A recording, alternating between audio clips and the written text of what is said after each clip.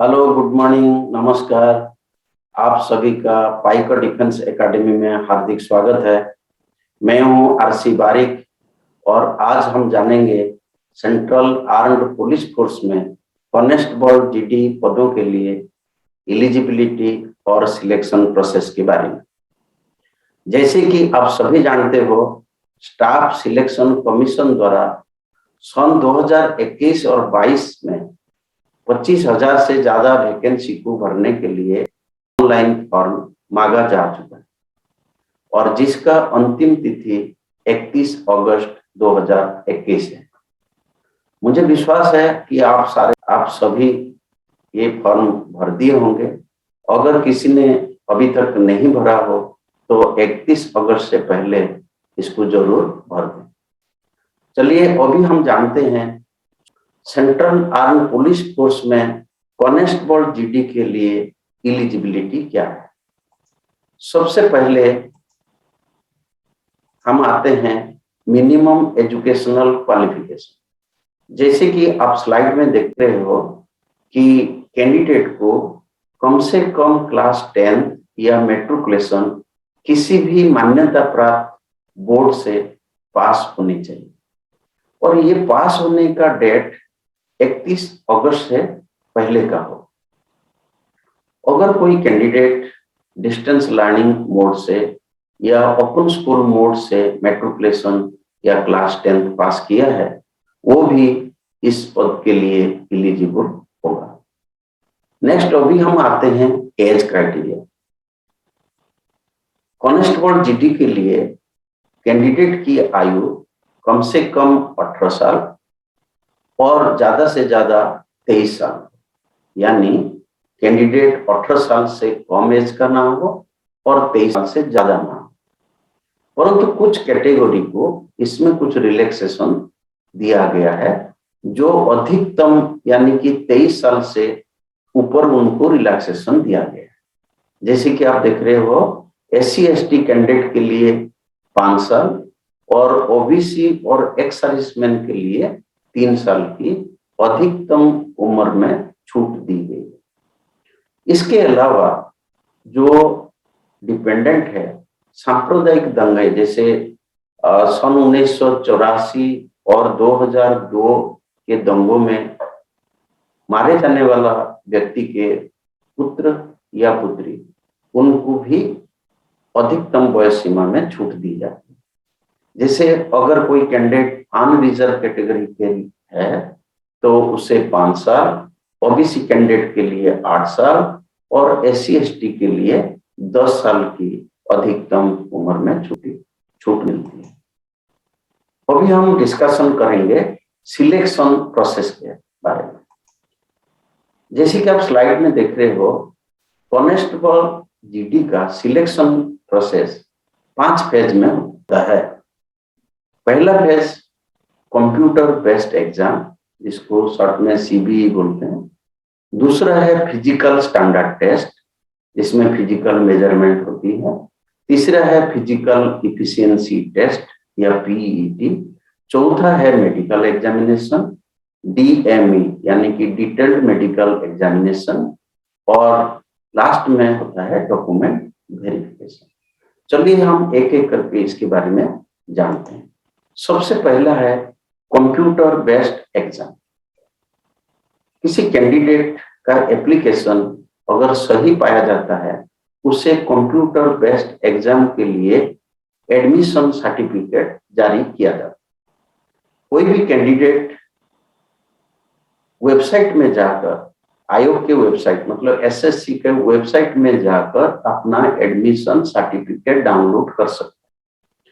Commission 2 हफ्ते पहले exam का डेट, एग्जाम का लोकेशन और समय या टाइम अपनी वेबसाइट में दे देता है। अगर किसी कैंडिडेट को एग्जाम के 1 हफ्ता पहले तक एडमिशन सर्टिफिकेट नहीं मिलता है तो वो आयोग के साथ संपर्क कर सकता है। अभी हम देखते हैं composition of computer based exam. जो इस एग्जाम का क्वेश्चन पेपर बाइलिंगुअल यानी द्विभाषीय होगा, जिसमें सवाल हिंदी और अंग्रेजी में पूछे जाएंगे। जिसमें आपको 100 क्वेश्चन होंगे 100 मार्क्स का, यानी कि हर क्वेश्चन के लिए 1 मार्क्स होगा। जैसे आप देख रहे हो स्लाइड में, इसमें 4 पार्ट होंगे, part A, part B, part C और पार्ट डी। पार्ट ए में जनरल इंटेलिजेंस एंड रीजनिंग, जिसमें नंबर ऑफ क्वेश्चंस होंगे 25 और मार्क्स होंगे 25। उसी प्रकार पार्ट बी में general knowledge and general awareness, जिसमें नंबर ऑफ क्वेश्चन होंगे 25 और मैक्सिमम मार्क्स होंगे 25। अभी पार्ट सी में मैथमेटिक्स, जिसमें नंबर ऑफ क्वेश्चन होंगे 25 और मैक्सिमम मार्क्स होंगे 25। और पार्ट डी लैंग्वेज का होगा, जो कैंडिडेट आइदर हिंदी और इंग्लिश में दे सकता है, और इसमें भी 25 क्वेश्चन होंगे और 25 मार्क्स होंगे, यानी कि क्वेश्चन पेपर टोटल 100 क्वेश्चन का होगा और उसमें 100 मार्क्स होंगे। इसमें माइनस मार्किंग है, अगर कोई सवाल गलत होता है तो आपके पाए हुए मार्क्स से 1/4 यानी 0.25 मार्क्स माइनस हो जाए। ये लेवल जो होगा ये क्वेश्चन पेपर का, ये मैट्रिकुलेशन लेवल का होगा और ड्यूरेशन उसका 1.5 घंटे यानी कि 90 मिनट का। री इवैल्यूएशन या रीचेकिंग का सीबीई का कोई प्रावधान नहीं, यानी कि कंप्यूटर बेस्ड एग्जाम में अगर आपको कोई शिकायत है मार्किंग का या और कुछ देखने का, इसमें री इवैल्यूएशन का कोई प्रोविजन नहीं।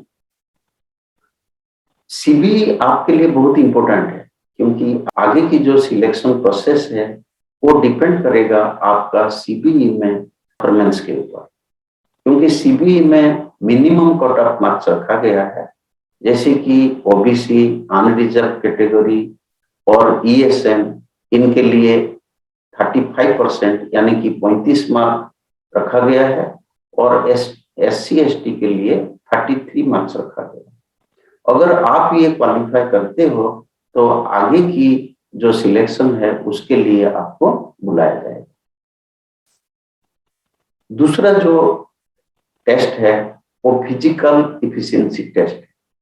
अगर कोई कैंडिडेट सीबीई में क्वालिफाई मार्क्स रखता है और ये क्वालिफाई मार्क एनसीसी के बोनस मार्क को छोड़कर होगा, यानी कि जिनके पास एनसीसी का सी, बी या ए सर्टिफिकेट है उन्हें बोनस मार्क्स मिलता है। जैसे कि एनसीसी सी सर्टिफिकेट धारकों को 5 मार्क्स मिलता है और बी सर्टिफिकेट धारकों को 3 मार्क्स मिलता है और ए सर्टिफिकेट धारकों को 2 मार्क्स मिलता है। तो जब सीबीई का कट ऑफ मार्क्स काउंट किया जाएगा तो ये बोनस मार्क को छोड़कर ही काउंट किया जाएगा। अभी हम आते हैं फिजिकल इफिशिएंसी टेस्ट में कौन कौन सी टेस्ट होता है। सबसे पहले होता है हाइट टेस्ट, दूसरा होता है रेस, तीसरा होता है बायोमेट्रिक आइडेंटिफिकेशन और चौथा होता है स्क्रूटनी ऑफ योर रिलैक्सेशन और सबसे लास्ट में होता है चेस्ट एंड वेट मेजरमेंट। सबसे पहले वाला हम आते हैं हाइट टेस्ट, यानी कि रेस से पहले कैंडिडेटों का हाइट टेस्ट या हाइट मेजरमेंट लिया जाए। अभी इसके बारे में हम जानते हैं। हाइट जो है, मिनिमम हाइट मेल कैंडिडेट के लिए 170 सेंटीमीटर होना चाहिए और फीमेल कैंडिडेट के लिए 157 सेंटीमीटर होना चाहिए। इस हाइट में भी कुछ कैटेगरीज को छूट दी गई है, जो हम नेक्स्ट स्लाइड में देखते हैं। देखिए, रिलैक्सेशन इन हाइट, जैसे कि शेड्यूल ट्राइब्स, उनको ऑल इंडिया शेड्यूल ट्राइब्स वो कहीं का भी हो, उनका हाइट 162.5 होना चाहिए, ये सेंटीमीटर में, और फीमेल का 150 होना चाहिए। उसी प्रकार जो नॉर्थ ईस्टर्न, जैसे कि 7 स्टेट है, असम, मणिपुर, त्रिपुरा, नागालैंड, इस स्टेट के हैं, तो उनका मिनिमम हाइट मेल कैंडिडेट के लिए 157 सेंटीमीटर होगा और फीमेल कैंडिडेट के लिए 147.5 सेंटीमीटर होगा। और नक्सल प्रभावित क्षेत्र जैसे बिहार, छत्तीसगढ़ और आंध्र प्रदेश के कुछ जिलों से आने वाला कैंडिडेट के लिए minimum height 160 centimetre male candidate के लिए और फीमेल कैंडिडेट के लिए 147.5 सेंटीमीटर होगा।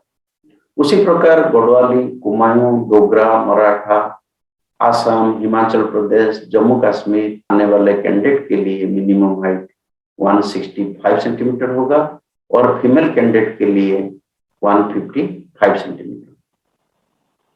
उसी प्रकार नॉर्थ ईस्टर्न स्टेट के कैंडिडेट यानी कि शेड्यूल ट्राइब को छोड़कर बाकी जो कैंडिडेट होंगे उनके लिए मिनिमम हाइट मेल कैंडिडेट के लिए 162.5 सेंटीमीटर होगा और फीमेल कैंडिडेट के लिए 152.5 सेंटीमीटर होगा। उसी प्रकार गोरखा कैंडिडेट यानी कि इंडियन गोरखा जो दार्जिलिंग, कालिम्पोंग इलाका से आते हैं उनके लिए 157 सेंटीमीटर मेल कैंडिडेट के लिए होगा और फीमेल कैंडिडेट के लिए 152.5 सेंटीमीटर होगा। जो कैंडिडेट हाइट टेस्ट पास कर लेते हैं, नेक्स्ट पड़ाव उनका रेस है।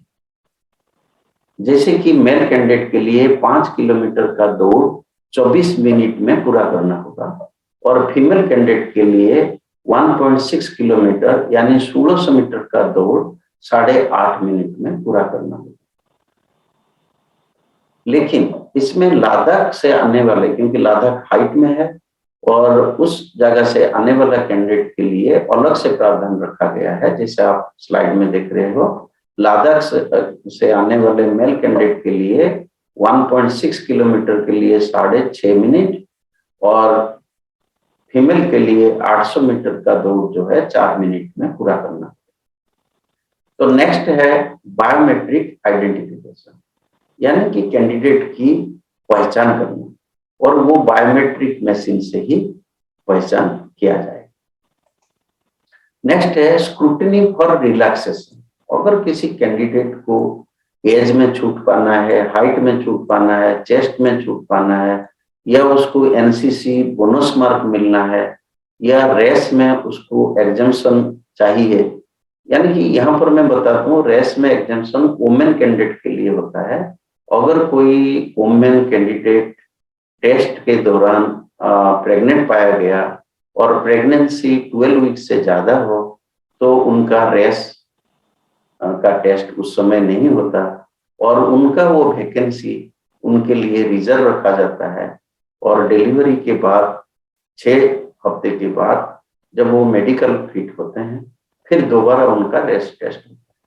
तो इनमें अगर age, height, chest, bonus mark या रेस एग्जम्पशन के लिए अगर आपको चाहिए छूट तो आपको अपना डॉक्यूमेंट चेक करानी है।